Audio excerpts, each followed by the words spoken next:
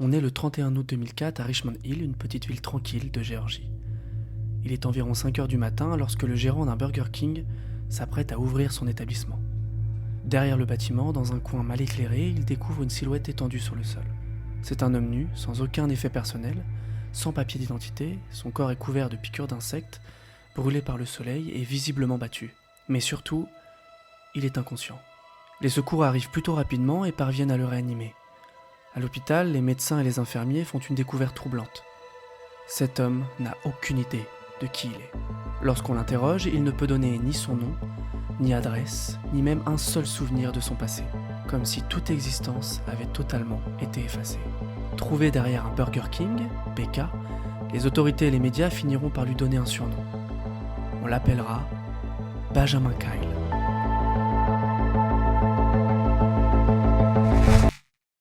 Bonjour à tous, merci beaucoup d'avoir cliqué sur cette vidéo. Si vous êtes là, c'est que vous êtes intrigué par cette histoire qui m'a tout autant intrigué. Vous l'aurez compris, c'est l'histoire de Benjamin Kyle, alors ça s'écrit Benjamin Kyle, mais je trouve ça très compliqué à dire, donc on va dire Benjamin, qui s'est réveillé à l'hôpital en août 2004 et qui n'a absolument aucun souvenir de l'intégralité de sa vie. Alors j'imagine que vous devez vous poser énormément de questions. Est-ce qu'il y a eu des appels à témoins? Est-ce que sa famille l'a reconnu? Est-ce qu'il a été déclaré disparu? Est-ce qu'il a fini par retrouver son identité? Je vais répondre à toutes ces questions et sachez-le, ça n'a pas été aussi simple. À première vue, Benjamin semble souffrir de ce qu'on appelle une amnésie rétrograde sévère, c'est-à-dire une incapacité à accéder à ses souvenirs autobiographiques, ses propres souvenirs. Pourtant, ses facultés cognitives de base sont totalement intactes. Il sait parler, lire, compter, mais il ignore complètement son histoire personnelle. Lorsqu'on lui demande son identité, il est incapable de donner la moindre réponse. Il dit seulement que des images floues lui reviennent, comme des bribes ou comme des éclats d'un miroir brisé. Et le plus intriguant à ce moment-là, c'est que personne ne déclare sa disparition. Alors on ignore à ce moment-là son âge, mais au visuel, on peut deviner qu'il a quand même un certain âge, qu'il a possiblement de la famille, des parents, peut-être même des enfants, mais qu'aucune de ces personnes ne signale quoi que ce soit. En réalité, c'est comme si Benjamin Kyle n'avait jamais existé. Après plusieurs soins de base, Benjamin est transféré dans un refuge puis pris en charge par des associations. Parce que là, on est dans une situation très compliquée. Si Benjamin n'a pas d'identité, il ne peut pas avoir de sécurité sociale, il ne peut pas trouver d'emploi, ni même avoir une simple carte d'identité. Benjamin est donc dans une vraie zone grise et malgré le fait qu'on le laisse rester sur le territoire, il est considéré comme un étranger. Alors évidemment, les enquêteurs tentent de retrouver sa trace. Ses empreintes digitales sont alors comparées aux bases entières du FBI, mais rien n'apparaît.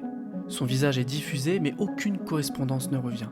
Pendant des années, Benjamin va se forger une personnalité, polie, calme, plutôt cultivée, et aussi capable de tenir une conversation intelligente, mais malheureusement complètement prisonnier de ce vide intérieur.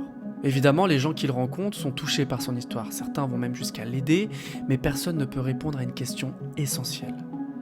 Qui est Benjamin Kyle ? On est en 2008, donc 4 ans après la découverte de Benjamin, et un célèbre animateur américain nommé Dr. Phil décide de lui dédier une émission complète nommée Who I Am. We're talking with a man who has lost his past. Now, he believes that he suffers from amnesia and quite naturally is searching for answers. Avant tout, cela permet de divulguer le visage de Benjamin à une immense audience. L'animateur finance aussi une séance d'hypnose dans l'espoir de réveiller quelques souvenirs. Ils vont même jusqu'à faire des photomontages pour essayer de savoir quel visage il avait quelques décennies plus tôt. En parallèle, son parcours est diffusé sur des chaînes locales et des journaux régionaux, ce qui lui permet d'obtenir une carte d'identité en Floride. Ses apparitions médiatiques lui ouvrent pas mal de portes. Un emploi comme plongeur, un logement temporaire offert par des spectateurs touchés par son histoire, et les efforts se poursuivent jusqu'en 2012 où une pétition en ligne tente d'obtenir pour lui un nouveau numéro de sécurité sociale. Mais malheureusement sans succès, faute de signatures suffisantes. Pendant ces 8 années, Benjamin est complètement seul. Je ne sais pas si vous imaginez l'immense solitude dont doit souffrir Benjamin. 8 ans sans avoir d'amis, de proches et sans même se souvenir de son histoire. Surtout que quand on regarde ses passages télé ou même ses interviews, moi je le trouve hyper touchant. Benjamin passe près d'une décennie sans souvenir de sa famille, de ses amis, de son enfance, ni même de qui il est. Pendant un temps, les généalogistes ont envisagé que Benjamin ait pu être adopté ou que son nom ait été changé très jeune, ce qui expliquait pourquoi son ADN ne collait à aucun arbre généalogique clair. Et en réalité, cette hypothèse a fait perdre plusieurs mois, jusqu'en septembre 2015. En septembre 2015, Benjamin publie quelque chose sur son Facebook.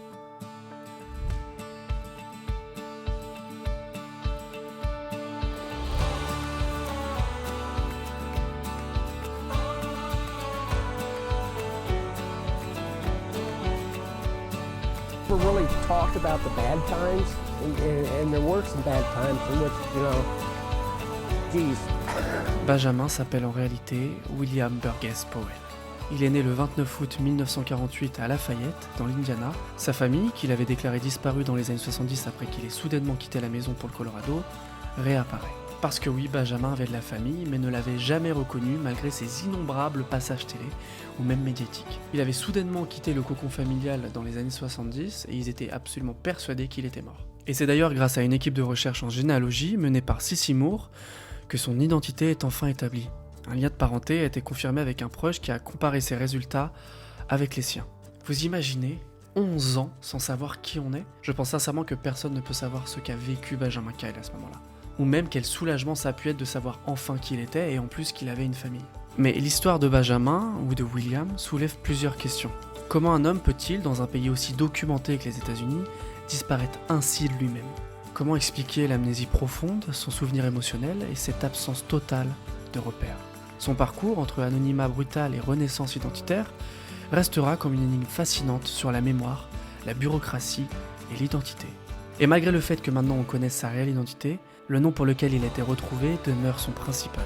C'était l'histoire de Benjamin Kyle.